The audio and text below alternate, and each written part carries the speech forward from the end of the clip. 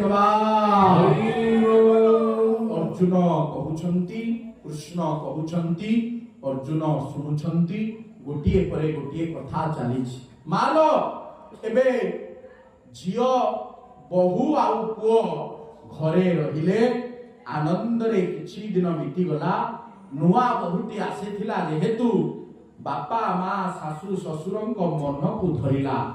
କିଛି ଦିନ ପଳେଇଲା, ସମସ୍ତେ କହିଲେ, ଶାଶୁ ଶ୍ୱଶୁର କହିଲେ, ବା କୁନା ସ୍ତ୍ରୀଟା ଭାରି ଭଲ। ସମସ୍ତେ ଗଲା ପରେ ପୁଅଟି ଆସିଲା, ଧୀରେ ଧୀରେ ବଡ଼ ହେଲା, ଗୋଟିଏ ସାମାନ୍ୟ କଳି ଘରେ ହେଇଗଲା। ଆପଣ ମାନେ ବିଶ୍ୱାସ କରିବେନି, ସାମାନ୍ୟ କଳିଟିଏ ହେଇଗଲା ପରେ ବହୁ ଏମିତି କଣ ଗୋଟିଏ ମନ୍ତ୍ରଣା ଦେଇଦେଲା କୁନାକୁ ବା ପୁଅକୁ, ନିଜର ସ୍ୱାମୀକୁ। ଉଭୟ ଶାଶୁ ବୋହୂ ଆଉ ସ୍ୱାମୀ ଆଉ ସ୍ତ୍ରୀ ମିଶି ବାପା ମାର ଗଣ୍ଠିଲି ବୁଜିଲାକୁ ଦାଣ୍ଡରେ ଫୋପାଡ଼ି ଦେଲେ।